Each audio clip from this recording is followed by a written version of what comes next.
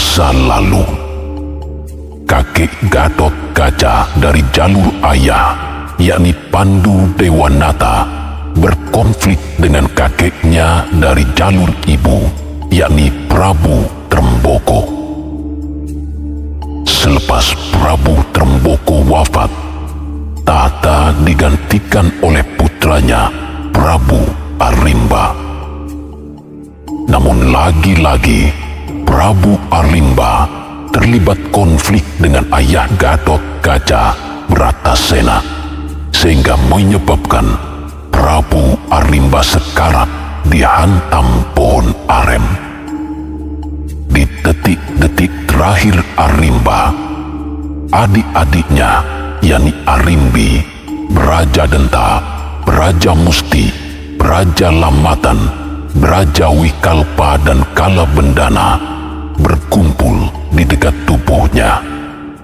Di hadapan mereka semua, secara kesatria, Arimba menyatakan sesuatu yang sangat mengejutkan semuanya.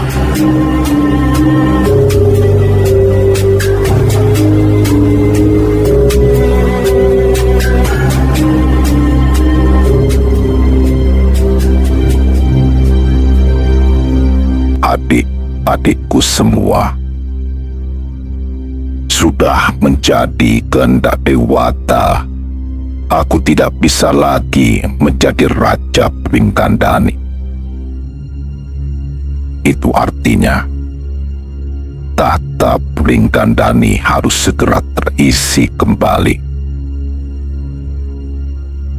Tapi sebelum nafasku berhenti, dengarlah kata-kataku ini. Aku sangat mengagumi musuhku sendiri yang sekarang berada di depan kalian semua, yakni Raden Bratasena. Dalam penilaianku, dia sungguh layak menjadi Raja Pringgandani. Karena saat ini aku masih bisa memberi kuasa, maka dengan ini aku menunjuk Raden Bratasena sebagai Raja Pringgandani menggantikanku. Apakah ada di antara kalian yang menolak kehendak terakhirku ini? Kakang Arimba, apakah Kakang sudah memikirkan baik-baik segalanya? Apakah Kakang yakin ayah kita Prabu Tremboko di alam kelanggengan tidak marah atas keputusan Kakang ini? Brajadenta, sebelum pertarunganku dengan Bratasena, aku sudah berbicara panjang lebar dengan kakakmu Arimbi. Pertarungan ini bukan untuk mencari siapa yang akan menang dan siapa yang akan kalah, tetapi untuk mencari siapa yang pantas dimuliakan lebih tinggi. Dan sudah terbukti, Raden Bratasena lah yang layak untuk itu. Aku berpikir, dengan dipimpinnya Pringgandani oleh Raden Bratasena, permusuhan antara ayah kita dan ayah Raden Bratasena di masa lalu putus sama sekali. Tidak ada lagi api dendam yang perlu dilestarikan. Ini demi kepentingan kita semua. Nah, apakah masih ada yang mengganjal di hatimu setelah menerima penjelasanku ini, Brajadenta? Duh, Kakang, sebagai adik, kulo namung derek kersanipun patuku. Apapun kehendak Kakang Prabu, saya akan menerima dan tetap setia. Bagus, Raja Denta. Bratasena, kamu sudah mendengar kata-kataku, bukan? Wah, tidak. Mohon maaf. Aku tidak bisa menerima keputusanmu itu, Kakang Arimba. Aku menolak menjadi Raja Pringgandani. Apa alasanmu, Bratasena? Wah, seharusnya kamu sudah tahu, Kakang Arimba. Tahta Pringgandani sangat tidak tepat jika aku yang mendudukinya. Kamu masih punya banyak adik-adik yang diperhak. Aku sangat berterima kasih atas kepercayaanmu kepadaku. Tapi apapun alasannya, aku tetap akan menolaknya. Baiklah, jika demikian. Aku tidak bisa memaksamu.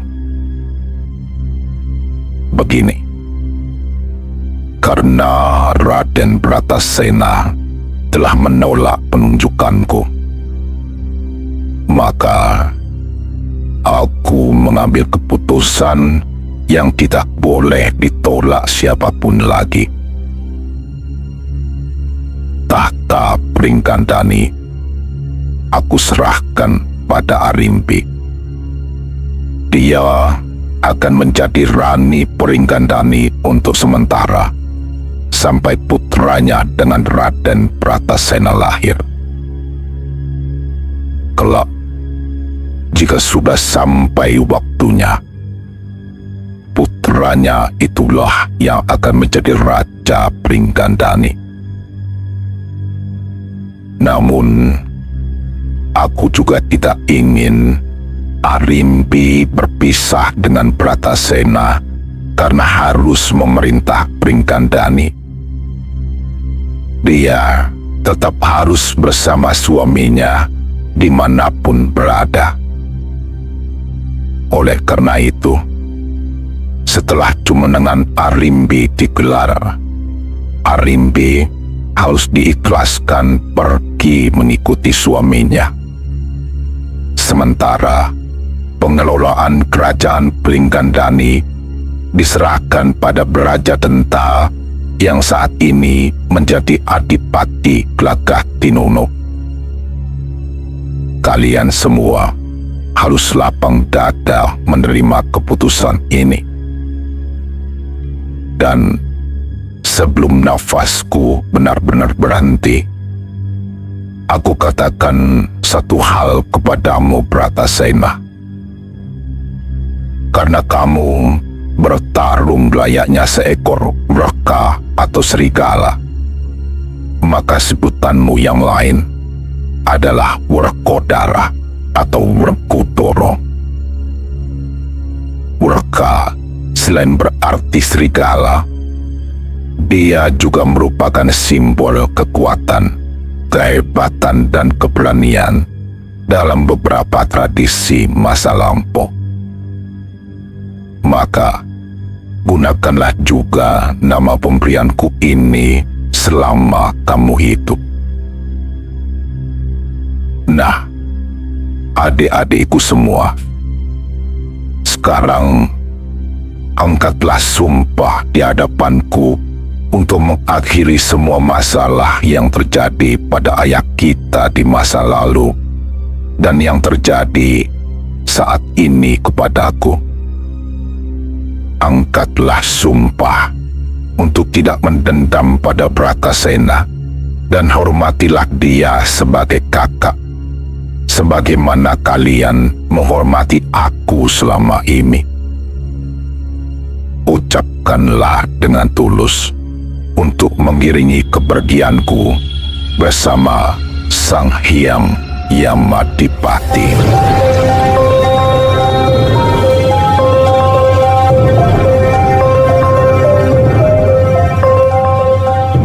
Demikianlah yang terjadi kemudian. Arimbi Arimbi akhirnya menjadi Rani Pringgandani untuk sementara. Semua berlapang hati dan menyatakan setuju, bahkan mengangkat sumpah untuk tidak mendendam pada Bratasena sebagaimana mereka semua menghormati Prabu Arimba.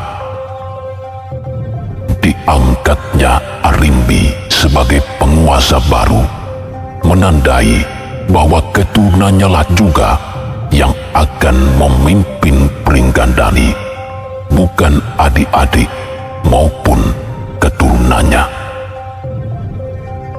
Sebagaimana semua tahu, seiring perjalanan waktu, putra laki-laki Arimbi dan Bratasena akhirnya lahir dengan nama Raden Tetuka.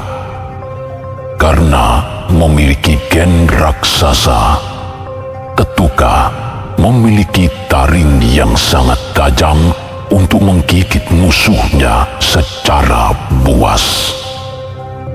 Namun Prabu Kresna berkehendak untuk menyingkirkan taring memalukan itu dengan cara dicabut hingga ke akar-akarnya.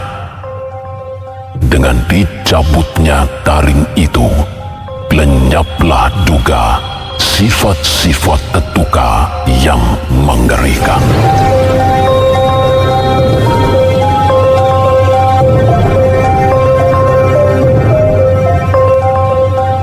Tetuka, aku adalah Batara Guru, Raja Tiga Dunia. Sembah kulo Pukulun. Dengarkan kata-kataku ini, Tetuka.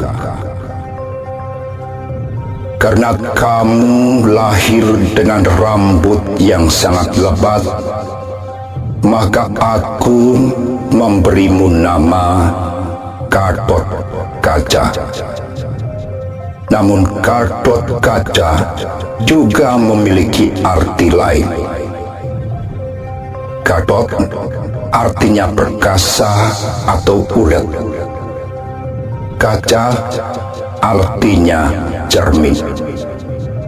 Maka Gatot Kaca bermakna sesuatu yang perkasa dan bisa menjadi cerminan bagi siapa saja yang berkeinginan menjadi kesatria utama.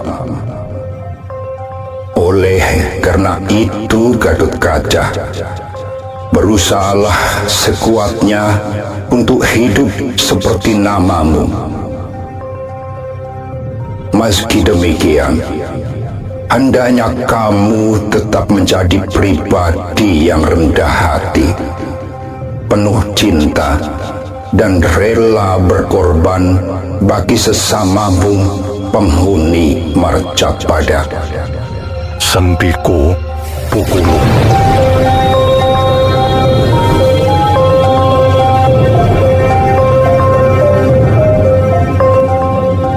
Setelah serangkaian peristiwa yang terjadi membarengi masa-masa kelahirannya, Gatot Kaca akhirnya disiapkan ibu dan para pepundennya Pandawa untuk menjadi Raja Pringgandani, memenuhi amanat Prabu Arimba di masa lampau. Dengan demikian, mau tidak mau, pengelolaan Pringgandani yang semula terpusat di tangan Adipati Glagatinungu Brajadenta akan segera berakhir, dikembalikan pada keponakannya yang lebih berhak. Gatot Kaca pun bersiap jumenem nata.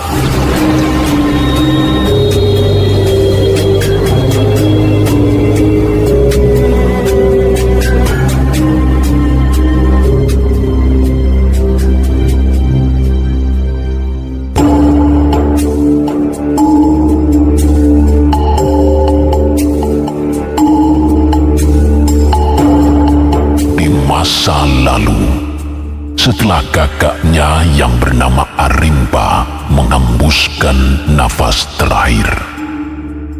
Braja Musti menjadi salah satu pemimpin bala Pringgandani yang turut membantu Pandawa meneruskan pekerjaan membabat alas dan membangun wilayah ibu kota kerajaan Amarta yang bernama Indraprastha. Dia adalah sosok yang tak kenal lelah bekerja keras dan selalu taat pada apapun perintah kakak keduanya, Arimbi, termasuk ketika dia dipercaya membangun kesatrian Unggul Pawenang yang belakangan lebih dikenal sebagai Kesatrian Jodipati, tempat tinggal Arimbi dan suaminya. Bratasena sangat puas melihat bangunan hasil karya adik iparnya itu. Braja Musti adalah kembaran Brajadanta, sehingga nyaris seluruh hal padanya mirip dengan Brajadanta. Meski tidak diketahui siapa yang lebih tua, namun karena berhati lebih lembut, Braja Musti dianggap adik dari Brajadanta, dan darinya pula Gatot Kaca sering mendapatkan cerita masa lalu secara gamblang tanpa perlu ditutup-tutupi.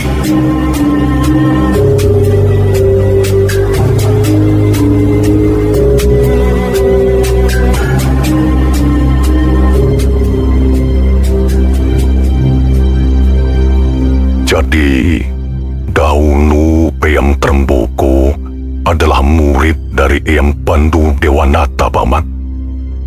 Iya, benar, Dir Gatot Kaca. Bukan hanya sekedar murid, kan Eyangmu Pandu Dewanata telah menganggapnya sekaligus sebagai adik angkat. Lalu, mengapa mereka menjadi permusuhan, Paman? Permasalahan kedua eyangmu itu sebenarnya adalah permasalahan yang telah terjadi turun-temurun, Der.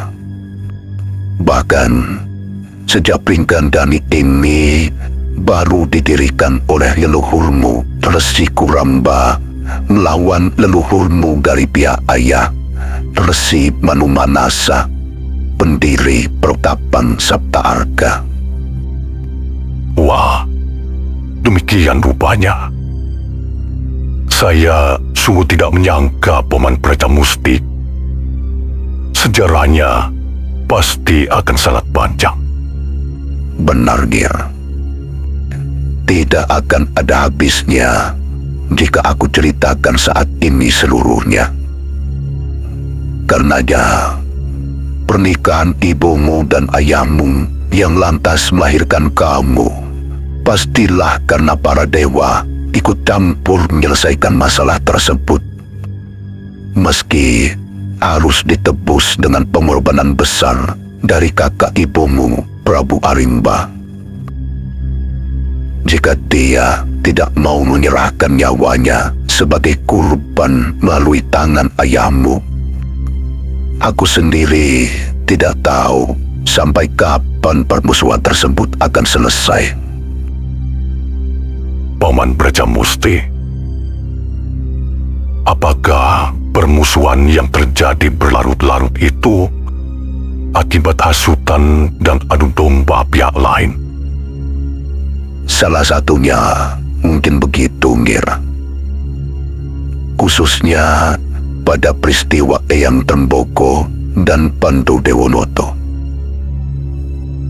Semula banyak yang mengira dengan diangkatnya Eyang Tremboko sebagai murid Eyang Pandu, permasalahan yang terjadi turun-temurun itu menjadi putus. Tapi nyatanya tidak. Bahkan Pringgandani dan Hastina terlibat perang sangat dahsyat hingga menyebabkan banyak nyawa melayang sia-sia. Bolehkah saya mengetahui kisah itu sedikit saja, Paman? Tentu saja, Gatot Kaca. Sebagai calon Raja Pringgandani, kamu harus tidak henti-hentinya belajar dari kisah masa lalu. Tiap sejarah kelam yang terjadi, jangan pernah kamu ingkari. Berlakulah sebagai anak bangsa yang berjiwa kesatria. Yang hitam, katakan hitam. Yang putih, katakan putih. Sehebat apapun leluhurmu di mata kamu sendiri, mereka tetaplah titah biasa yang bisa berbuat salah maupun sebaliknya. Dari yang hitam, kamu bisa belajar untuk mawas sendiri dan tidak jatuh ke dalam lubang yang sama. Dari yang putih, kamu bisa mencari tahu lebih jauh mengapa dia disebut putih. Ketika kamu mengetahui sejarah, yang terpenting adalah berani mengungkap kebenaran dan pengetahuan apa adanya. Meski kadang yang diungkap itu terasa tidak menyenangkan, sangat pahit, bahkan memalukan. Mungkin, Paman. Pesan Paman ini pasti akan selalu saya perhatikan. Wah, baiklah, Gir. Karena cerita permusuhan antar leluhurmu telah terjadi sangat lama dan banyak kisahnya, maka ceritaku kali ini aku potong dan hanya kumulai saat 100 Kurawa baru saja dilahirkan. Kala itu, Tremboko yang telah menjadi Raja Pringgandani mendadak bergemur Hastina yang dirajai Pandu. Penyebabnya adalah dendam karena adik Tremboko yang bernama Boko kalah di tangan patih Pandu yang bernama Gandamana. Sayangnya, Tremboko gagal percaya. Dia lumpuh oleh Pandu karena tubuhnya berhasil ditancapkan ke dalam tanah hingga tersisa kepalanya saja.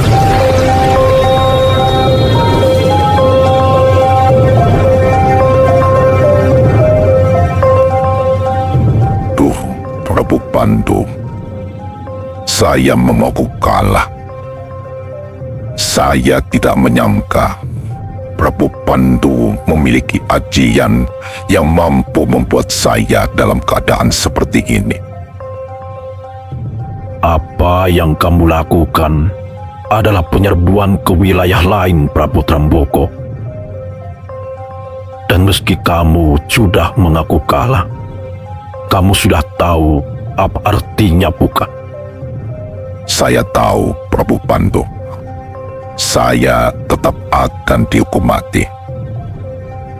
Saya bersedia menerima hukuman itu, Prabu Pandu.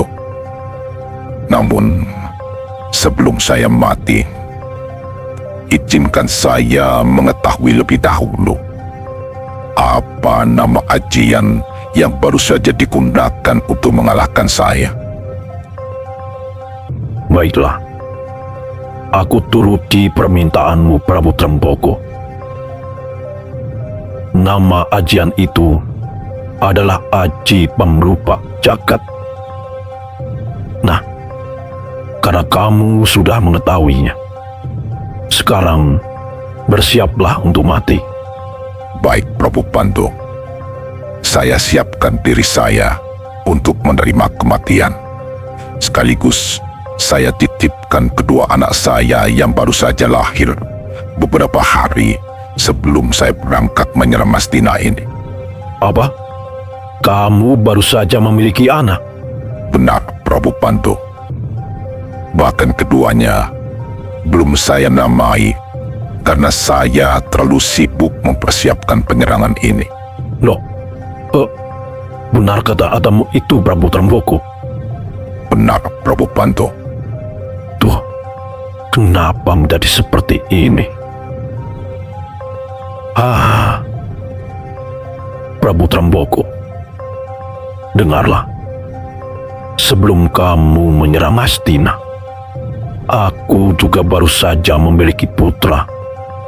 Bahkan dia belum sempat aku lihat wajahnya karena terbungkus selaput putih yang sangat kuat dan tidak bisa dipecahkan.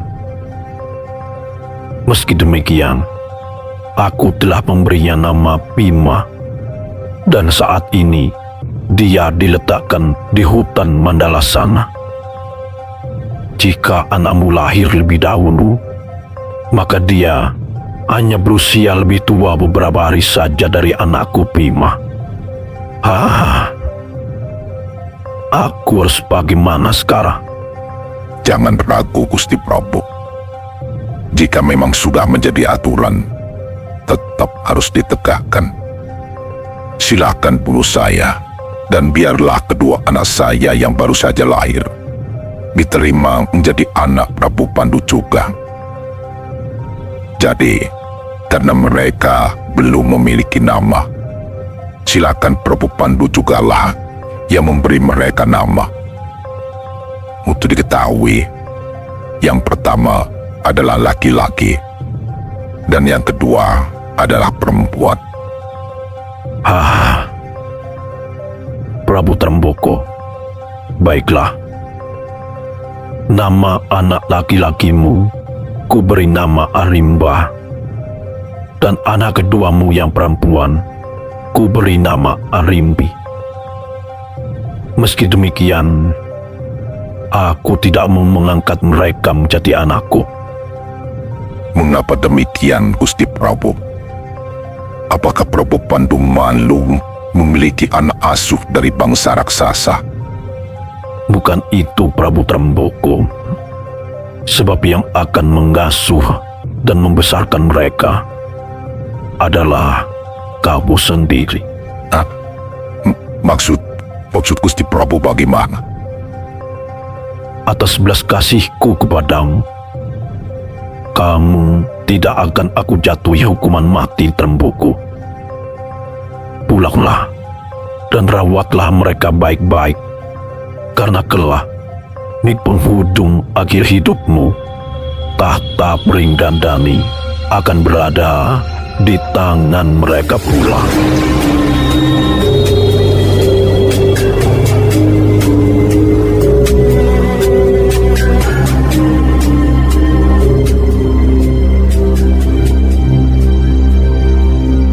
Begitulah Gathotkaca. Prabu Tremboko akhirnya diampuni.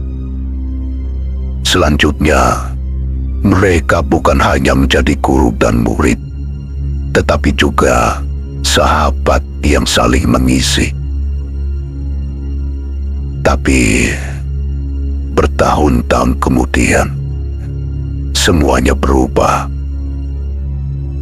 Sebuah surat datang dari Pringgandani. Surat itu diserahkan Arya Suman kepada Prabu Pandu, sementara sang pengantar, yakni Arimba, putra Prabu Tremboko, menunggu di luar gerbang Hastina karena takut menghadap langsung. Isi surat itu cukup mengejutkan. Tremboko berniat memutus seluruh hubungan mereka selama ini dan meneruskan permusuhan yang dianggap selesai di masa lalu. Loh, kenapa demikian, Paman? Apa yang terjadi sebenarnya? Begini, Indira. Setelah sekian lama peristiwa itu terjadi, aku baru mengetahui apa yang sebenarnya terjadi belakangan. Itu pun tidak banyak yang tahu, termasuk saudara-saudaraku sendiri, para Kadang Braja. Indira, apa yang terjadi ternyata akibat ulah Gandari dan adiknya Arya Suman. Arimba yang masih sangat muda ditakut-takuti Suman agar tidak menghadap Prabu Pandu secara langsung. Menurut Suman, Prabu Pandu sedang marah pada ayahnya karena sudah berbulan-bulan tidak sowan ke Hastina. Jadi, daripada Arimba turut terkena dampak amarahnya, biarlah Suman yang menyerahkan surat itu kepada sang Prabu.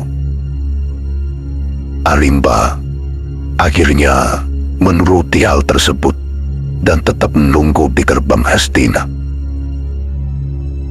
Ketahuilah, Ngir, isi surat itu lantas diubah oleh Suman.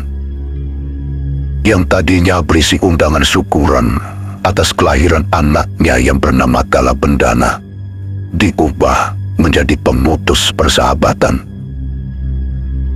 Menurut kabar yang aku dengar, ulah Suman itu terjadi sebelum pamanmu Nakula dan Sadewa dilahirkan. Eyang Pandu pasti sangat bingung telah menerima surat pemutusan hubungan itu. Apakah Eyang Pandu akhirnya membalas surat tersebut, Paman? Tentu saja, Ngir. Eyang Pandu kemudian mengutus Patih Gandamana untuk mengirim surat balasan ke Pringgandani, mempertanyakan ada masalah apa sebenarnya. Tapi Suman lagi-lagi datang lebih dulu menghadap ke Eyangmu Tremboko. Dia memberitahu bahwa Pandu telah merobek-robek surat undangan Tremboko. Pandu tidak mau tahu alasan Tremboko yang tidak sowan ke Hastina sekian lama. Sementara dalang dari sikap Pandu itu adalah Patih Gandamana. Gandamana yang sama dengan yang pernah mengalahkan adik Tremboko di masa lalu. Saat ini, Gandamana juga sedang dalam perjalanan ke Pringgandani untuk menangkap Tremboko. Ngir, murka seketika Eyangmu Tremboko atas laporan Suman tersebut. Dia langsung memerintahkan Arimba, pamanmu Brajadenta, dan aku untuk memimpin pasukan Pringgandani menghadang Gandamana. Gandamana kami keroyok hingga terdesak dan jatuh ke sebuah lubang atau lubang yang cukup dalam.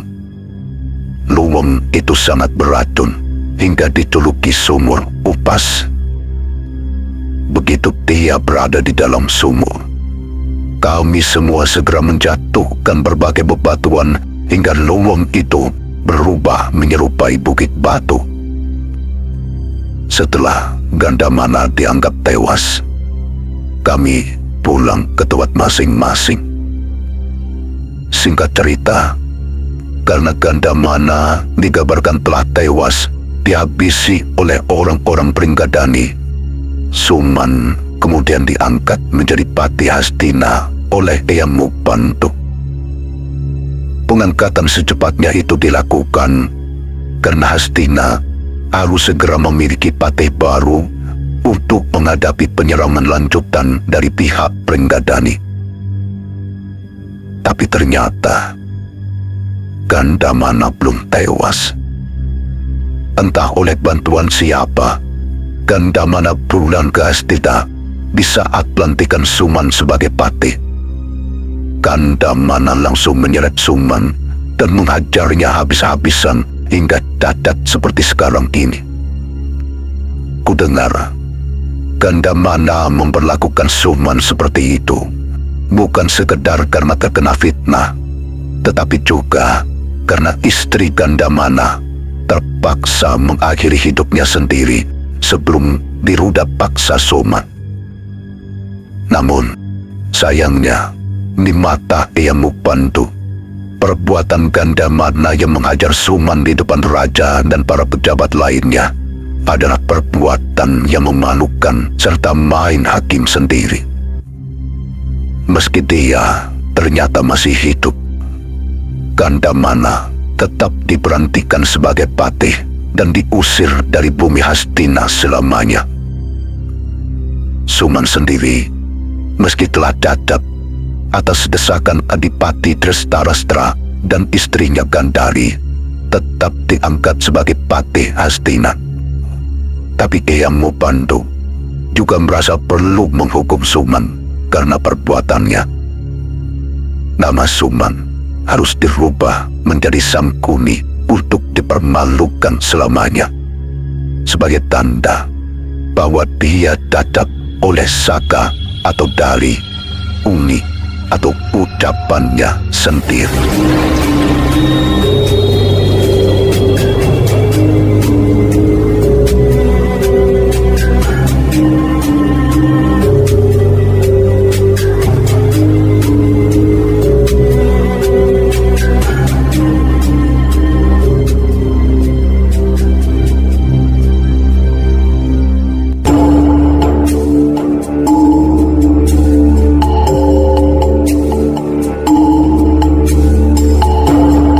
Rencana penobatan Gatot Kaca sebagai Raja Pringgandani yang baru menggantikan ibunya Arimbi akhirnya disebarkan. Sejumlah kerajaan sekutu didatangi para duta untuk mendapatkan undangan. Tentu saja, kabar ini tercium dengan mudahnya oleh para telik sandi Hastina yang lantas meneruskan ke pusat komandonya di ibu kota. Oleh karena berita itu pula, buru-buru Patih Sangkuni menghadap ke Prabu Duryodhana untuk membicarakan hal penting tersebut.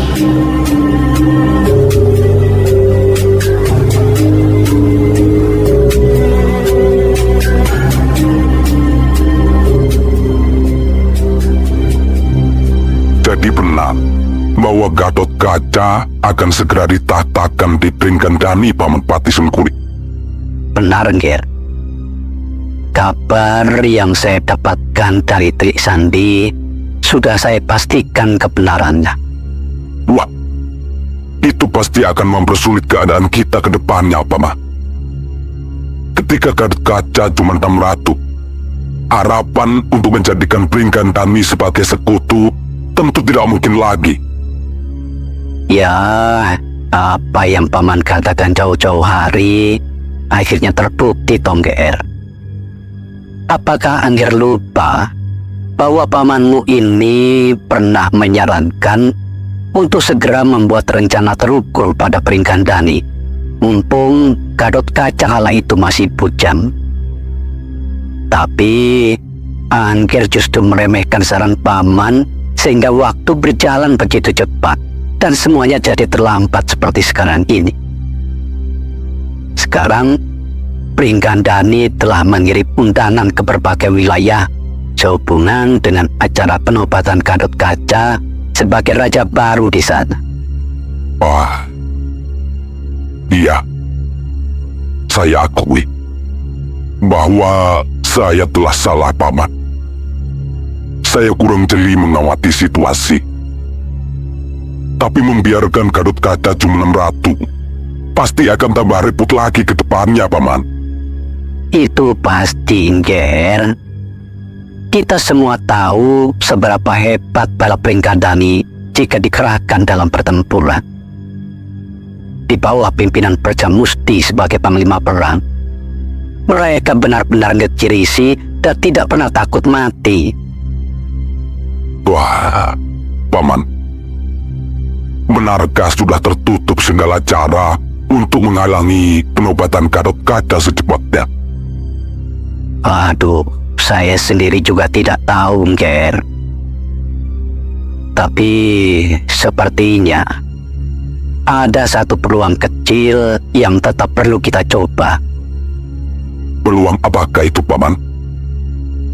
Begini, Nger.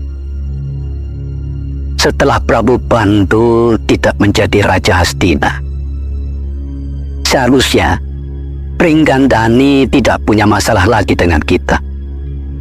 Apalagi setelah Angger Duryodhana menjadi raja.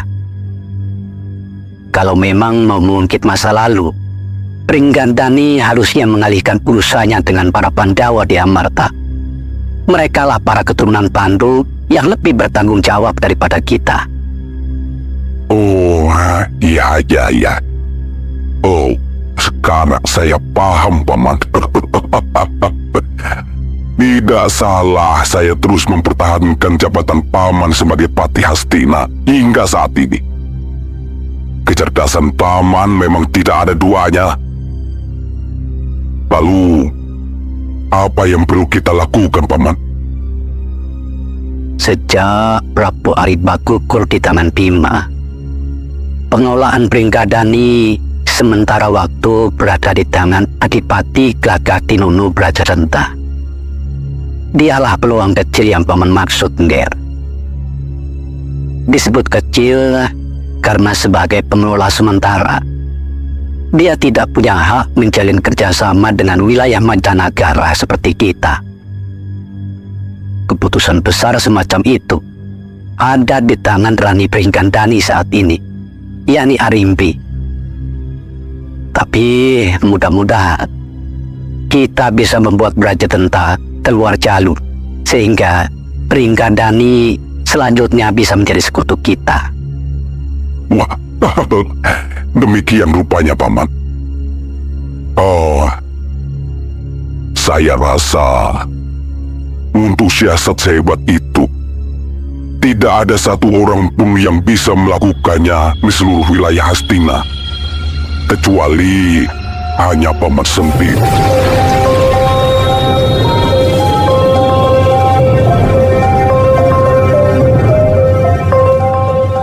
Penunggasan yang diberikan Duryudana hanya dijawab Sangkuni dengan senyuman.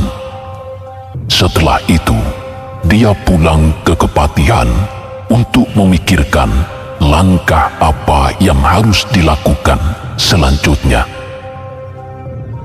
Sekian lama merenungkan sejumlah cara, Sangkuni tak punya pilihan lain kecuali menggunakan senjata pamungkasnya, yakni uni atau ucapannya sendiri. Sementara itu, di Kesatrian Brajamusti, Gatot Kaca masih tak bergeming di hadapan pamannya untuk terus mendapatkan lanjutan cerita para leluhurnya di masa lampau. Dia merasa perlu mendapatkan cukup bekal sebelum bertahta sebagai Raja Pringgandani yang baru.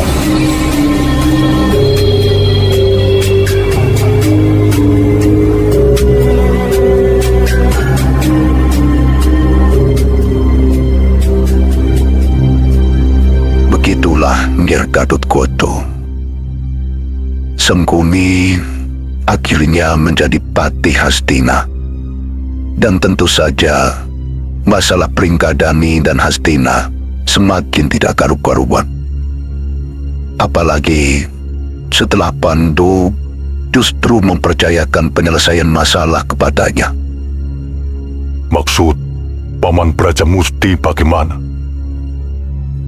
Kala itu, Eyangmu Pandu lebih memilih memikirkan kepentingan pribadi, yakni menuruti keinginan istrinya Dewi Matrim yang sedang ngidam naik lembu Andini, kendaraan Batara Guru di Kayana. Oleh karena itu, urusan negara mau tidak mau dipasrahkan pada Patih Sangkuni, sementara dia sendiri pergi ke Jonggring Saluka untuk menghadap Bataraku. Lalu apa yang menyebabkan tidak karu-karuan, Paman? Sangkuni menjadi tidak terkendali, Nger. Bukannya berusaha menyelesaikan masalah, dia malah berusaha memicu perang besar. Dia diam-diam menyusupkan kaki tangannya yang berasal dari Gandhara Desa ke Pringgandani. Mereka membuat kerusuhan yang hebat, sehingga membuat Prabu Tremboko terpaksa memerintahkan Arimba meredam kerusuhan tersebut. Belakangan, ketika orang-orang itu berhasil ditangkap, mereka mengaku sebagai orang-orang Hastina yang sengaja diperintahkan rajanya untuk membuat onar di Pringgandani. Mendengar pengakuan ini, makin menjadi-jadi kemarahan Eyangmu Tremboko pada Eyangmu Pandu tanpa menyelidiki lebih jauh. Keesokan harinya, Arimba dan para Kadam Beraja diperintahkan menggempur Hastina secara besar-besar. Sebuah perang yang belakangan disebut Pamuksa.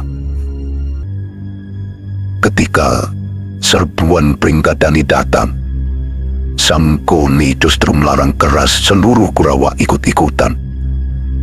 Akibatnya, mau tidak mau, Punggawa Tuala yang terpaksa terjun ke medan perang. Mereka adalah orang-orang yang setia sejak ayah Prabu Pandu. Ya, itu memang taktik Sangkuni untuk menghabiskan seluruh orang-orang yang setia pada Eyangmu Pandu hanya dalam sekali perangus. Beberapa di antara mereka mati di tanganku sendiri. Tapi harus paman akui, bala tentara Hastina memang dilatih secara luar biasa. Pada hari pertama, kami berhasil dipukul mundur sehingga terpaksa kembali ke perbatasan. Melalui Trisandi, kami akhirnya mengetahui bahwa Hastina kala itu berada di bawah senopati hebat yang bernama Arya Bargawa dan Arya Bilawa. Kekalahan di hari pertama ini membuat Eyangmu Tremboko muka besar, sehingga dialah yang memimpin langsung pertempuran hari kedua. Dalam pertempuran kali ini, Senopati Arya Bargawa tercabut nyawanya di tangan Prabu Tremboko. Ngir, menjelang kami memasuki kota raja, tiba-tiba Eyangmu Pandu muncul, tepat menghadang Prabu Tremboko. Di kemudian hari ku ketahui, Prabu Pandu kala itu ternyata sudah pulang dari Domring Saloka bersama istrinya Dewi Matrim. Tapi untuk selanjutnya, cerita tentang Eyangmu Pandu dan istrinya Matrim saat mengendarai Lembu Andini, sebaiknya kamu tanyakan ke orang yang lebih tahu saja. Baik, Paman Praja Musti. Monggo, silakan dilanjutkan kembali cerita ketika Eyang Pandu berhasil menghadang Eyang Tremboko. Begini yang terjadi selanjutnya, Ngir.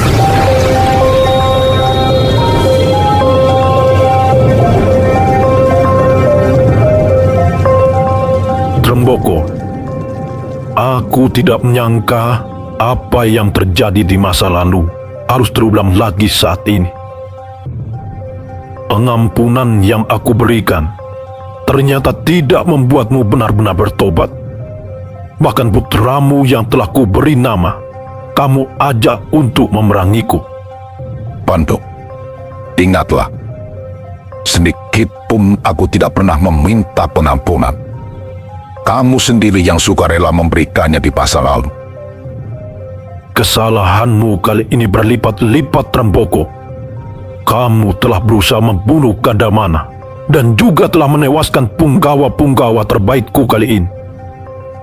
Sepanjang hidup mereka, tidak ada satu helaan nafas pun yang mereka sia-siakan selain hanya untuk mengabdi kepada Hastina.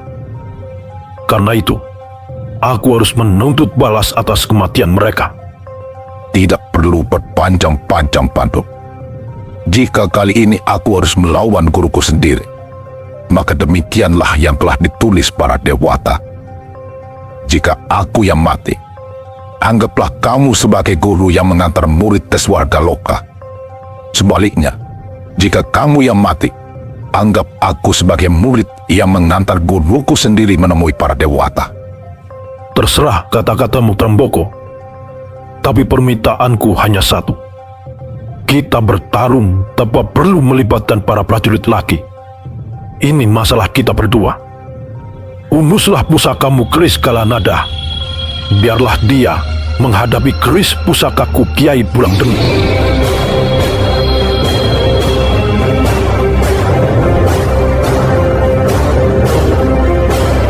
Begitulah, Gera. Kedua Eyang Mung akhirnya bertarung habis-habisan menggunakan keris pusakanya masing-masing. Mereka tidak menggunakan ajian sakti karena jauh sebelumnya, ketika mereka masih berhubungan baik, keduanya saling mempelajari ajian yang dimiliki masing-masing. Kala itu, mereka bertarung semata-mata mengandalkan kelincahan raganya saja. Tentu saja, Eyang Pandu yang bertubuh lebih kecil menjadi yang paling lincah. Pada suatu saat, dia berhasil menancapkan Kiai Pulang Geni ke dada Eyang Tremboko hingga langsung rebah ke tanah. Ketika Prabu Pandu berjongkok hendak memeriksa tubuh Prabu Tremboko, mendadak Tremboko bangkit menggunakan sisa-sisa tenaga terakhirnya. Keris Kalanada berhasil ditancapkan di paha kanan Pandu sehingga dia melolong kesakitan. Tremboko tahu, hanya di paha itulah Pandu tidak lagi memiliki kesaktian. Selepas menusukkan Kalanada, Eyang Tremboko pun akhirnya gugur.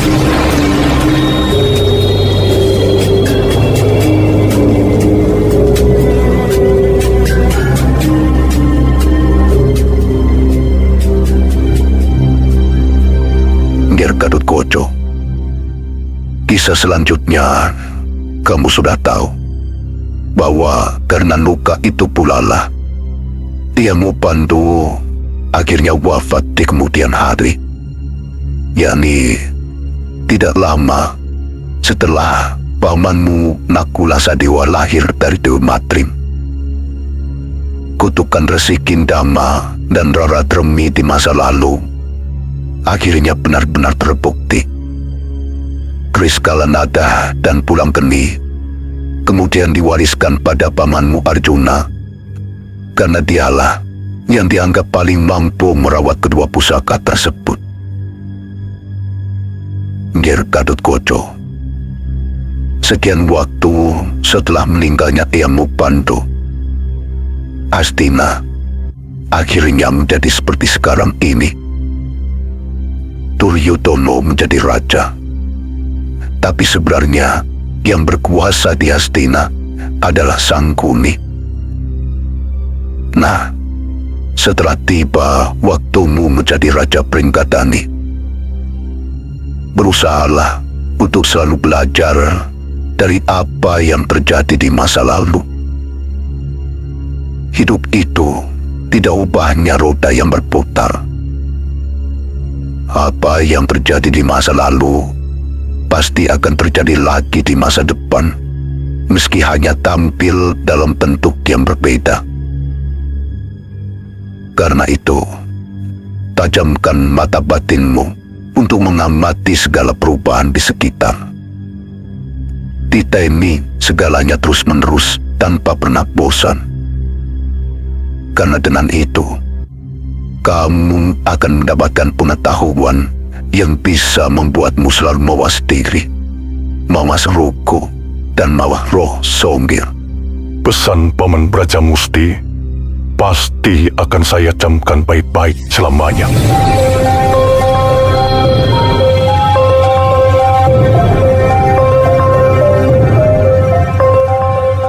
Seperti yang telah direncanakan sebelumnya, setelah menentukan hari yang tepat, Sangkuni memacu kudanya ke Kadipaten Glagah Tinunu, tempat Adipati Brajadenta memimpin Pringgandani untuk sementara. Sepanjang perjalanan, tidak henti-hentinya Sangkuni berharap Brajadenta bisa menerimanya secara baik dan melupakan permusuhan antara Hastina versus Pringgandani di masa lalu. Rupanya, keberuntungan berpihak pada Sangkuni. Brajadenta menyambutnya dengan ramah, bahkan mengajaknya berbicara berdua saja, sehingga apa yang telah terancam dalam benak bisa dikeluarkan sebebas-bebasnya.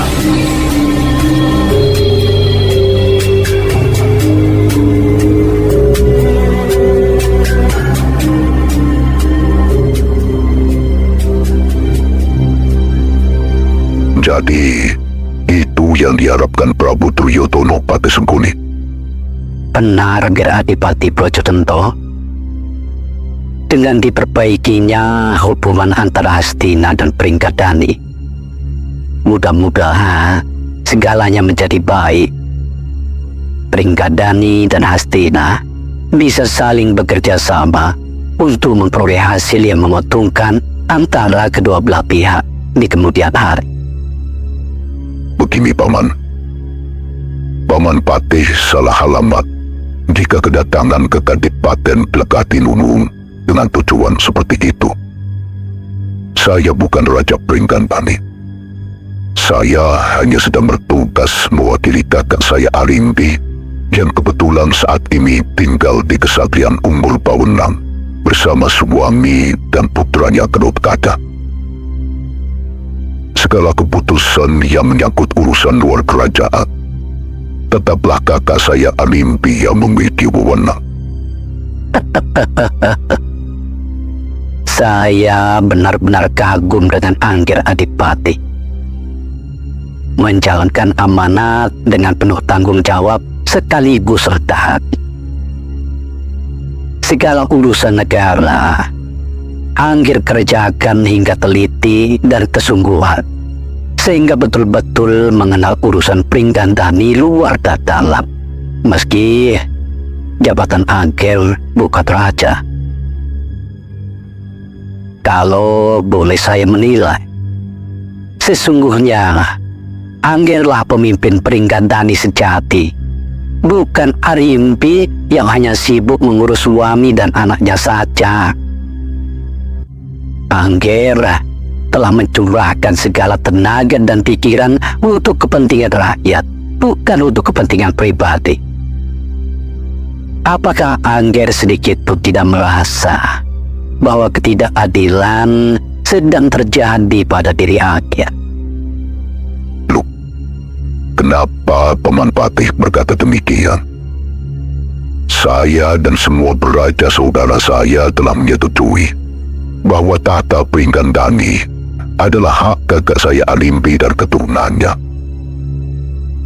Jikapun saya mewakili pemerintahan beliau, itu juga tidak akan lama, karena sesaat lagi keponakan saya Gadotkada akan menjadi ratu. Semuanya telah dipersiapkan dengan baik. Jadi, saya menyarankan agar Paman Patih datang kembali ke Pringgandani setelah Gadotkada menjadi raja. Tujuan Paman datang kemari sangatlah baik. Pasti Gadotkada suatu saat nanti akan menerima tawaran ini secara baik pula. Katakanlah pada saya yang sejujurnya, Angger. Ketika Angger mengatakan itu, saya merasakan ada getaran ketidakjujuran dalam perkataan Angger baru saja. Ada kekesalan yang tersimpan, namun Angger berusaha menutupinya di hadapan saya. Jujur sajalah, saya ini cukup pandai membaca yang tersirat. Apakah itu masih berhubungan dengan masa lalu, Ger? Apakah boleh saya tebak bahwa itu masih berkaitan dengan gugurnya Prabu Arimba. Angger masih kesal karena Dewi Arimbi malah menikah dengan pembunuh Prabu Arimba dan menjadi pengkhianat keluarga bukan. Jujur sajalah Adipati Brajadanta, tidak usah ditutup-tutupi. Terbuka sajalah. Saya sangat memahami perasaan Angger. Wah, bagaimana Paman bisa tahu sedemikian tepat perasaan saya? Tentu saja Angger Adipati. Menjadi seorang patih di Hastina yang wilayahnya cukup luas tentu tidak mudah. Jika saya tidak memiliki kepandaian seperti itu, segala urusan pasti akan sangat lambat diselesaikan.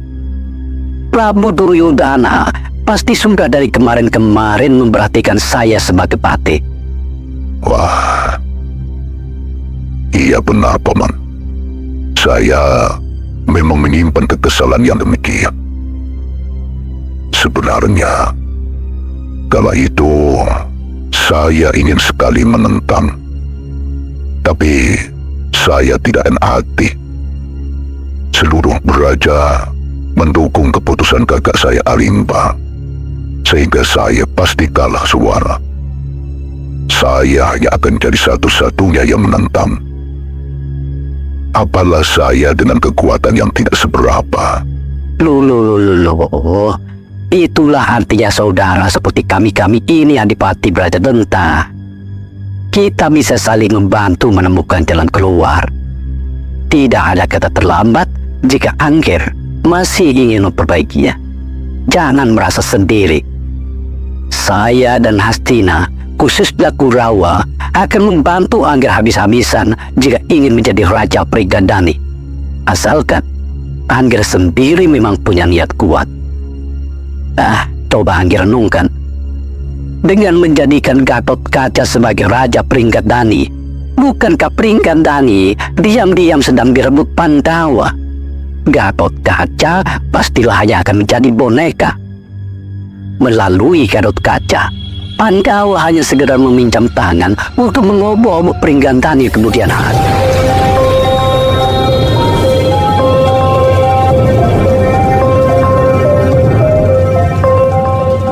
Terdiam Brajadanta mendengar kata-kata Sengkuni.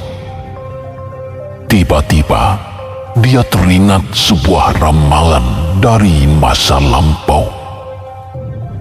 Dada Brajadanta bergemuruh. Tekadnya untuk menghalangi pengangkatan Gatotkaca menjadi Raja Prigadani mendadak semakin bulat. Di hadapan Sengkuni, Brajadanta menyatakan tekadnya untuk Balelo.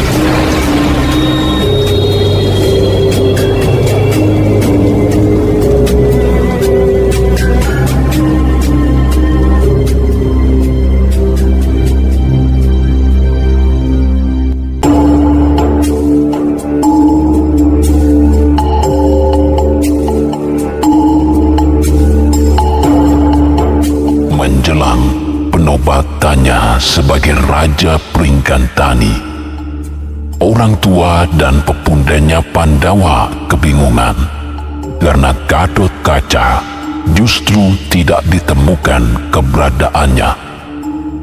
Semula diketahui Gatotkaca telah berpamitan ke kesatrian Brajamusti untuk menemui pamannya. Namun Petruk dan Bagong yang diutus untuk menyusul Gatotkaca ke tempat itu tidak menemukannya. Brajamusti yang mendapat laporan bahwa keponakannya itu tidak pulang menjadi merasa bertanggung jawab, lalu ikut mencari hingga akhirnya tiba di kediaman saudara kembarnya, Brajadanta.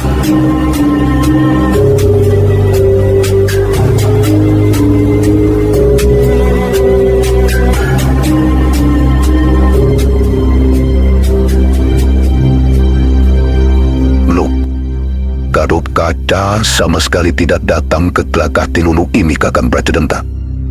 Sama sekali tidak, Braja Musti. Lagi pula, untuk apa dia datang kemari? Wih, Kakang ini bagaimana toh? Bukankah sudah saya katakan sebelumnya bahwa siapa tahu dia akan berangkat ke Pringgandani bersama Kakang? Apalagi dia pernah menyampaikan rencana pada saya bahwa setelah dia diangkat sebagai Raja Pringgandani, status Kakang Brajadenta akan dinaikkan sebagai patih, mendampingi Gatotkaca dalam memerintah. Jika benar mau Gatotkaca seperti itu, aku akan menolaknya, Braja Musti. Aku bahkan ingin mengumpulkan para Kadam Braja sesegera mungkin. Loh, butuh apa, Kakang? Aku ingin penobatan Gatotkaca tidak dilanjutkan lagi, Braja Musti. Keputusan itu sama sekali tidak sah karena melibatkan pihak di luar Penggantan. Loh, pihak mana yang Kakang maksud? Bantawa, Gatotkaca pasti telah banyak meminta pertimbangan mereka. Kakang Brajadenta, bukankah itu hal yang wajar? Ayah Gatotkaca adalah Pandawa, sementara Gatotkaca dan ibunya selama ini juga tinggal bersama mereka. Tentu hal yang biasa jika Gatotkaca meminta saran dari mereka, dari orang-orang yang terdekat. Dalam penilaianku, selama ini Pandawa terlalu banyak ikut campur, Braja Musti. Gatotkaca hanya boneka, sementara merekalah yang memainkannya. Apakah kamu lupa bahwa Pringgandani telah bermasalah dengan Pandawa sejak lama? Prabu Pandu telah membunuh Prabu Temboko ayah kita.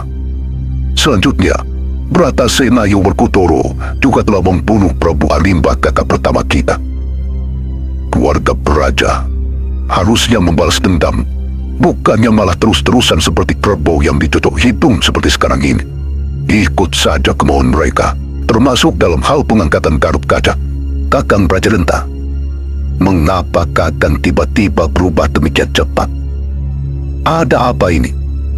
Apakah ada yang mempengaruhi Kakang? Jika benar, tolong ingatlah sumpah kita di hadapan Kakang Alimba sebelum beliau menghembuskan nafas terakhirnya. Sumpah yang menghapus segala permusuhan kita dengan Pandawa, lepuh dalam cinta Bayu Alimbi dan Raden Bratasena. Kakang Brajadenta, mari kita jaga sumpah itu dan kita bawa sampai mati. Tidak, aku tetap menolak pengangkatan Gatotkaca. Justru kita seharusnya bersatu agar Pringgandani tidak mudah diobok-obok pihak lain. Kata-kata Kakang seperti mengarahkan tombak ke depan, tapi ujungnya terbalik. Saya telah dikabari bahwa Kakang baru saja ketamuan Patih Sengkuni mewakili rajanya. Pastilah dia juga yang membuat Kakang mendadak berubah demikian. Kakanglah yang sengaja membiarkan Pringgandani diobok-obok dengan mudah oleh pihak luar. Lancam sekali mulutmu, Braja Musti. Aku ini kakakmu. Jangan menuduh sembarangan. Kamulah yang terbukti terpengaruh oleh para Pandawa. Sekali lagi aku tegaskan bahwa aku tetap menolak pengangkatan Gatotkaca. Kakang Brajadenta, keputusan Kakang ini layak disebut mbalelo, memberontak. Rani Pringgandani, yakni Dewi Alimbi, telah menyetujui pengangkatan putra laki-lakinya Gatotkaca untuk menggantikan kedudukannya. Dengan demikian, Kadipaten Gelagah Tinunu telah melawan keputusan raja. Terserah apa katamu, aku tidak peduli. Jika Gelagah Tinunu harus angkat senjata, maka itulah juga yang akan aku lakukan. Sekarang, karena kamu tidak ada gunanya lagi ada di sini, pergilah cepat. Jika tidak ingin ragamu kuhantukan di sini.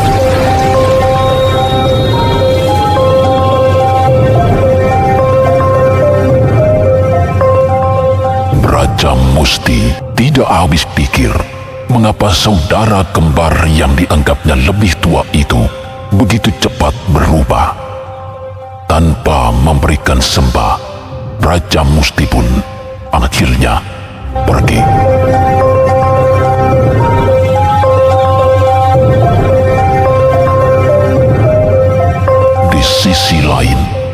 Gatut Kaca yang sedang dicari ke sana kemari ternyata sedang bersemedi di sebuah candi pendarmaan yang terawat dengan sangat baik. Itu adalah sebuah candi yang didarmakan bagi Prabu Tremboko oleh keturunannya. Gatut Kaca ingin merenungkan seluruh cerita yang baru saja didapat dari pamannya Brajamusti, sekaligus mengirim doa pada eyangnya yang telah pergi ke alam kelanggengan. Di tengah keheningan samadi, Gatut Kaca merasa tiba-tiba terlempar ke alam kosong. Di alam itu pula lah perlahan muncul sosok tinggi besar. Lama-kelamaan semakin jelas perwujudannya, namun Gatut Kaca sama sekali tidak mengenalnya.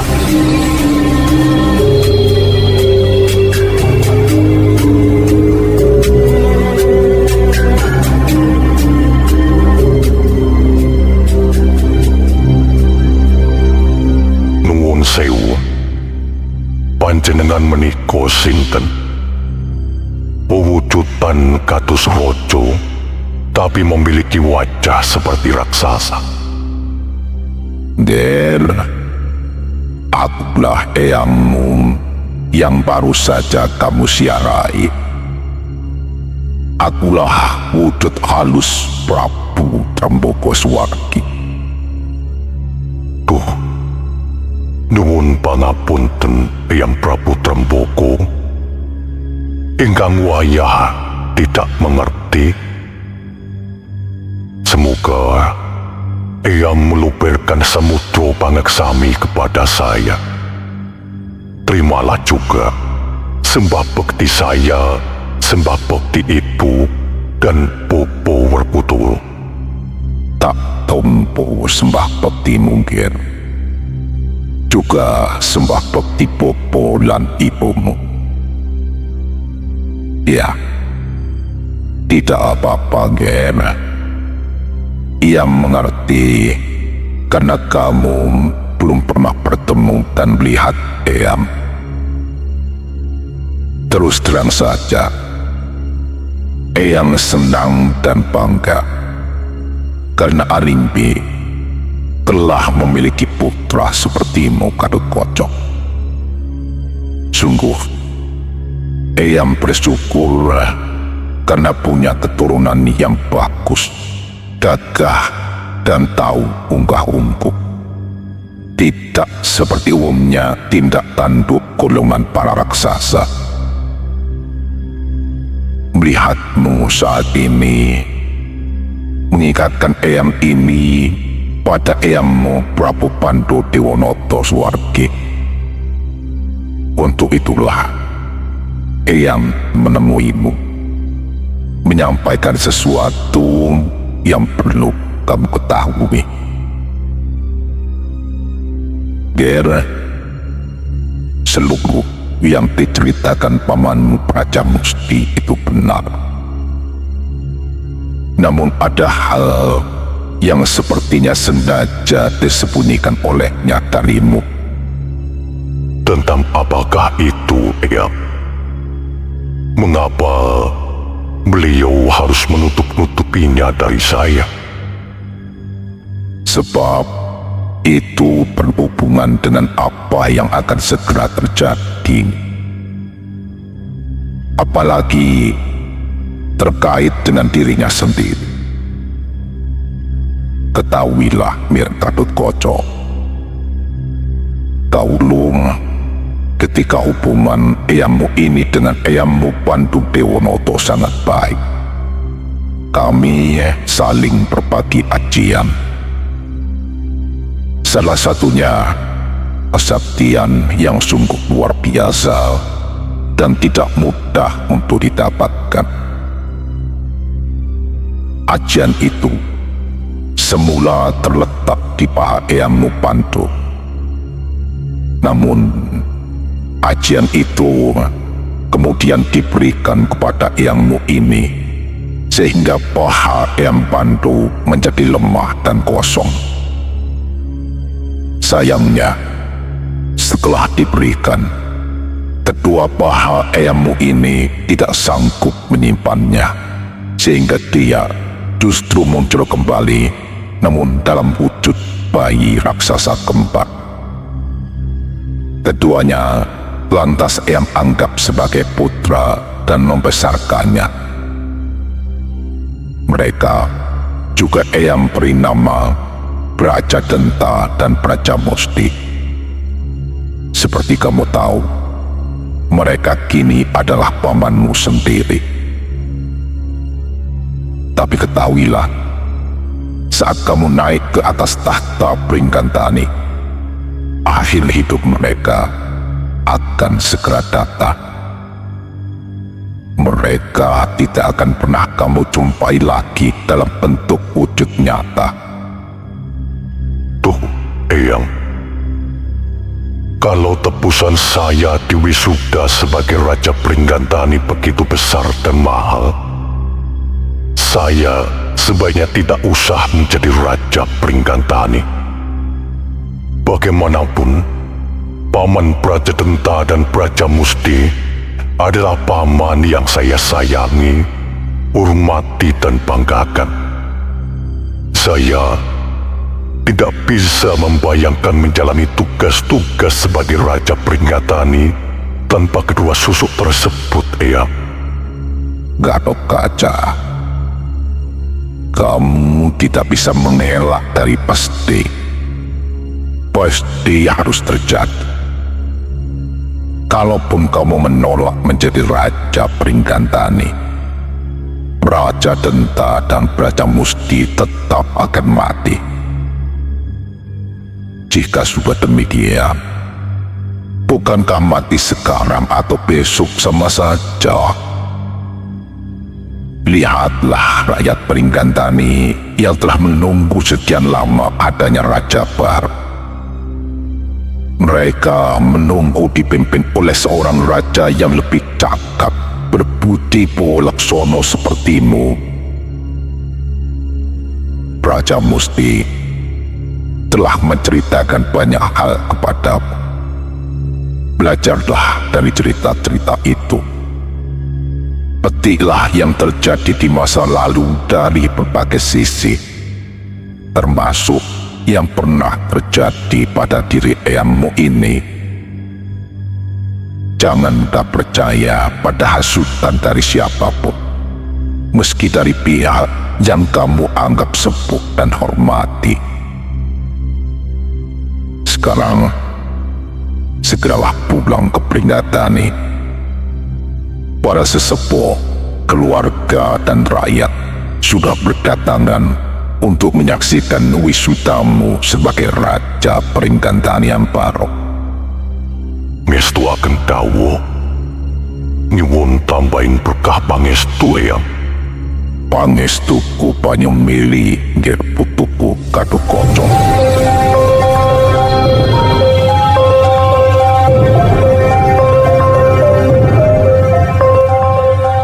Betapa lega keluarga Pandawa setelah Gatotkaca akhirnya turun dari angkasa dan memberikan sembahnya.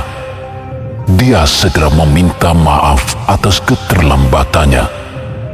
Namun baru saja dia hendak berganti pakaian kebesaran raja, mendadak suasana berubah tegang. Braja Denta tiba-tiba datang mengamuk membabi buta.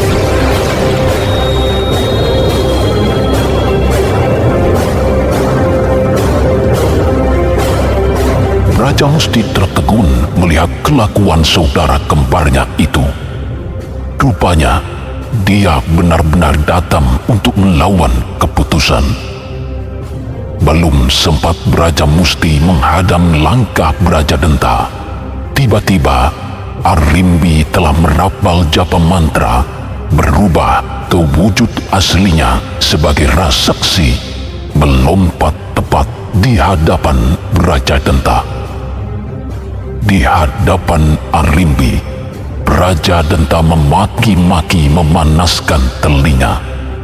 Dikatakannya, Arimbi adalah anak yang tidak tahu membalas budi orang tua, pengkhianat keluarga yang telah dikendalikan orang-orang Pandawa. Tentu saja, Arimbi menjadi murka dan tanpa banyak bicara lagi menyerang Raja Denta.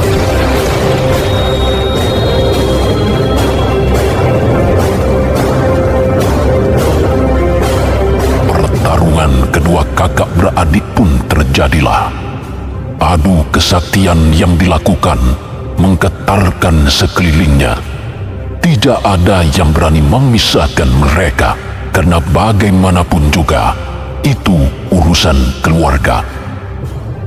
Hanya dalam waktu singkat, pertarungan Arimbi melawan Raja Denta tergambar hasil akhirnya. Arimbi bukan hanya terdesak mundur, namun juga terpukul berulang-ulang. Tubuh raseksi Arimbi terjerembab ke tanah bukan hanya sekali dua kali, tapi dia terus berusaha bangkit menghadapi adiknya sendiri itu. Keadaan ini membuat Prabu Kresna yang datang selaku undangan menjadi gelisah. Dia tidak tega melihat keadaan Arimbi. Karenanya, Kresna mendekati Bima yang berdiri tidak begitu jauh dari Gatut Kaca.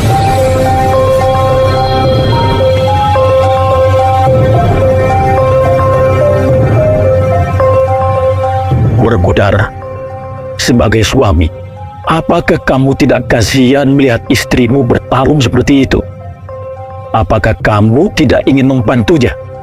Ataukah Werkudara memang sudah tidak sayang lagi dengan istrinya?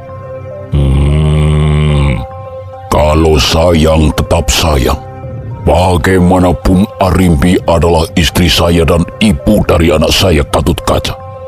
Tapi yang dihadapi Arimbi kali ini bukan musuh, melainkan adiknya sendiri. Perkelahian saat ini masalah perebutan warisan tanah dan tahta Pringgandani. Sebagai suami yang merupakan orang luar, tidak pantas kalau saya ikut campur. Selain itu, saya memang tidak pernah mau terlibat dalam urusan warisan seperti ini. Tidak penting bagi saya apakah tetap menjadi hak Arimbi atau Raja Denta. Buh, Raitep, Buh Raweruh, Luweh. Sekali lagi Werkudara, apakah kamu tidak tergerak untuk membantu istri mempertahankan dan memenangkan haknya atas warisan ini? Saya tetap tidak mau ikut campur soal warisan. Nanti, kalau misal Arimbi sampai mati gara-gara persoalan ini, saya juga rela. Saya anggap itu sudah menjadi pilihan Arimbi. Tapi kalau Raja Denta cari masalah dengan saya di luar soal warisan, jelas akan saya ladeni tanpa pikir panjang lagi. Wah. Gatut Kaca, tidakkah kamu lihat betapa besar pengorbanan ibumu Dewi Arimbi untuk memuliakan putranya agar bisa menjadi raja di Pringgandani? Dia belani sampai seperti itu. Sekarang, kenapa kamu hanya diam kentangan tenggul saja, sementara ibu bertarung mati-matian di luar sana? Ada tetuko Ngo Prabu Kresna. Saya sebetulnya bingung dan bimbang. Bagaimana mungkin saya menghadapi musuh ibu yang juga pada kenyataannya adalah paman saya sendiri, Raja Denta? Gatut Kaca, dulu memang begitu. Raja Denta adalah adik ibumu, ya pamanmu. Tapi karena kelakuannya yang memberontak, seharusnya tidak lagi kamu anggap paman. Dia sudah menjelma sebagai musuh negara. Ini adalah ujian pertamamu sebagai calon raja yang akan segera winisuda. Seorang raja tidak boleh ragu membela negaranya, siapapun juga yang akan dihadapi. Gatut Kaca, ambillah tanggung jawabmu. Jangan hanya terbawa perasaan dan memikirkan kepentingan pribadi.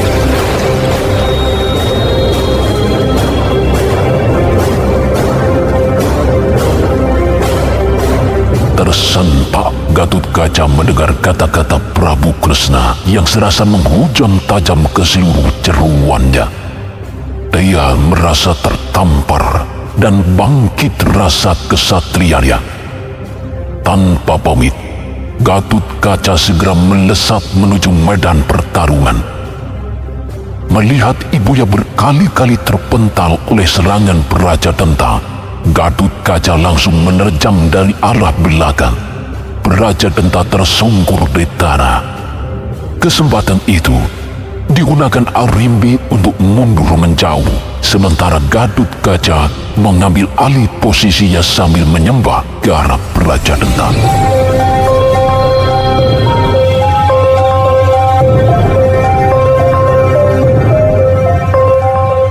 Maturaken sembah pangabekti Paman Praja Denta, ugi nyuwun agumi pangaksami karena telah menyerang Paman dari belakang.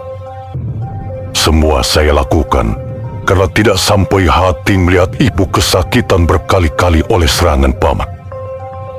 Sehebat apapun ibu melawan, sudah jelas bukan tandingan Paman. Mohon maaf, berhentilah menghambur-hamburkan kemarahan. Jika Paman Praja Denta memang menginginkan tanah dan tahta Pringgandani, saya rela menyerahkannya sekarang juga, Paman. Wila ta'ala Gatot Kaca. Sosok seperti ini kayak akan bertahta di kerajaan Pringgandani. Kesatria lemah begini kayak akan disuyuti rakyatnya.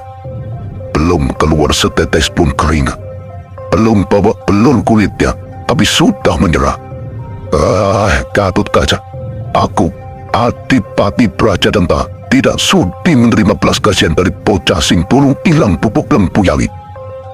Kalau kamu merasa kesatria, ayo bertarung sampai salah satu dari kita ngadang-ngadang jadi patang.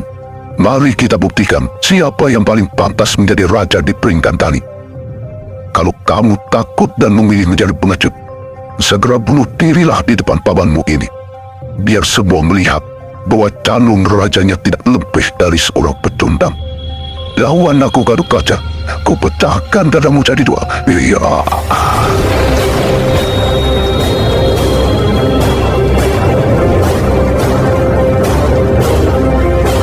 Secepat kilat, Praja Denta menerjang ke arah Gatot Kaca dengan kekuatan penuh. Melihat serangan yang diberikan terlihat sangat mematikan, Gatot Kaca menghindar. Praja Denta terus-menerus memberikan tekanan dari berbagai sisi. Tapi anehnya, Gatot Kaca sama sekali tidak pernah melancarkan balasan. Dia hanya berkelit dan menangkis semata. Gemas karena merasa dipermainkan, Praja Denta mengeluarkan kesaktian andalannya, yakni Lepur Sakti. Ajian yang mampu menghancurkan Gatot Kaca hingga berkeping-keping tidak berbentuk lagi. Melihat Gatot Kaca terancam jiwanya, Braja Musti langsung masuk ke arena. Tanpa meminta izin lebih dahulu, dia menyusup masuk ke tangan kiri Gatot Kaca. Gatot Kaca kaget merasakan hawa panas mendadak merasuk telapak kirinya, membuat seluruh urat-uratnya menegang. Secara spontan, dia mengibaskan tangan kiri itu ke depan. Bersamaan itu pula, Praja Denta begitu dekat di depan batang hidungnya. Tangan kiri Gatot Kaca tidak sengaja menghantam dadanya. Tubuh Braja Musti terlempar keluar dari telapak kiri, menabrak keras tubuh Praja Denta hingga mencipta suara gemeretak memecahkan gendang telinga. Hanya dalam sekedip mata, tubuh raksasa Praja Denta dan Praja Musti ambruk ke tanah. Raga mereka remuk dan patah seluruh tulangnya. Keduanya tewas seketika.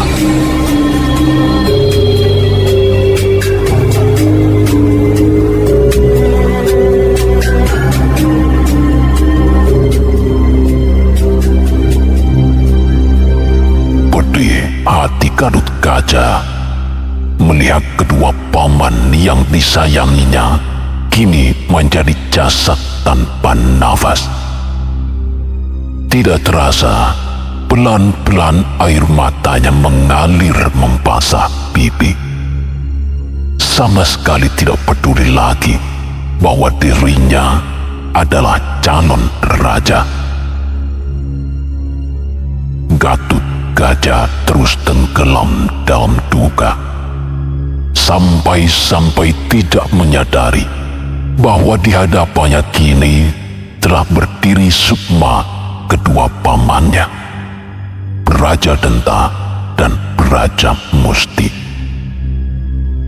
Ketika Raja Denta menyebut namanya, Gatut Kaca tergagap, buru-buru menyembah dan mengungkap penyesalannya pada dua penampakan itu.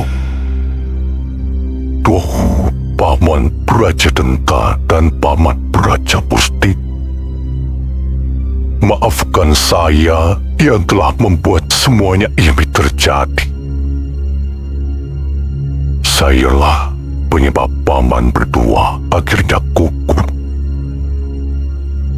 Kalau boleh mengulang kembali, biarlah saya yang mati dan paman berdua yang lenggah seketo sebagai pemegang tahta Pringgandani. Gatut Kaca putraku, kamu tidak perlu merasa sedih, apalagi menyesal atas kematian kami. Telah jauh-jauh hari kami ketahui adanya ramalan tentang waktu kematian kami sendiri. Ramalan itu mengatakan bahwa kelak ketika keturunan Prabu Pandu siap bertahta, itulah juga akhir Raja Denta dan Raja Musti di dunia. Aku, Adipati Raja Denta, hanya tidak mau mati karena penyakit di tempat tidur. Aku ingin mati secara jantan, matinya para ksatri. Karena itulah aku membuat ulah. Di samping apa yang aku lakukan adalah untuk menguji kemampuanmu dalam mengambil keputusan dari sebuah persoalan yang cukup rumit. Di satu sisi aku pamanmu, di sisi yang lain aku juga musuhmu. Kebetulan sekali Patih Sengkuni datang mengail di air keruh seperti dulu dia lakukan pada Swargi Romo Prabu Tremboko. Maka aku gunakan kesempatan itu untuk segera menjadikan ramalan itu nyata, membuat Raja Musti melawanku dan ikut mati bersamaku juga. Jadi ini semua sama sekali bukan salahmu. Relakanlah kematian kamu. Tidak usah bersedih lagi. Kamu harus siap menyongsong masa depan yang sudah tergelar di hadapanmu. Tapi paman, bagaimana saya bisa menjemput masa depan jika tangan saya berlumur dosa? Dosa membunuh paman saya sendiri. Jangan berkata seperti itu, Ngger. Kamu justru membantu kami mewujudkan apa yang seharusnya terjadi, yakni menjemput Pasti. Sekarang, waktunya Adip Raja Musti kembali mancing di telapak tangan kiri. Sementara aku akan menggenapinya dengan menyusup ke telapak tangan kananmu. Kami berdua harus kembali menjadi wujud ajian. Waktunya kami menyertai keturunan Prabu Pandu sebagai tanda terima kasih karena diberi kesempatan kesempatan merasakan indahnya dunia. Mulai sekarang, berhati-hatilah menggunakan kedua tanganmu, karena aji Braja Musti dan Braja Denta telah kamu miliki.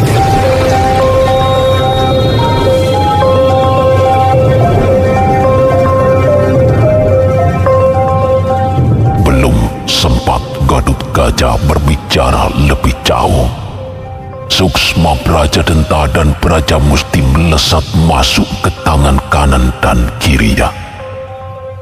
Sesaat, jari jemarinya terasa panas seperti disengat sesuatu. Urat-uratnya menegang dan keringatnya berlelehan. Mata Gatotkaca nyaris melotot menahan nyeri. Namun rasa itu perlahan-lahan memudar. Urat-uratnya tak lagi mengeras, kembali seperti semula. Gatotkaca menarik nafas dalam-dalam, serasa lepas dari beban yang demikian berat. Hari itu, Gatotkaca Jumeneng Ratu sah berada di atas tahta Pringgandani menggunakan nama Prabu Purubaya, sementara pamannya Braja Lambatan diangkat sebagai patih dengan nama Patih Prabakesa. Jabatan Panglima Perang Pringgandani diserahkan pada pamannya yang lain, yakni Braja Wikalpa dengan nama Arya Prabagati. Sementara urusan Kedaton ditangani oleh pamannya Kala Pendana.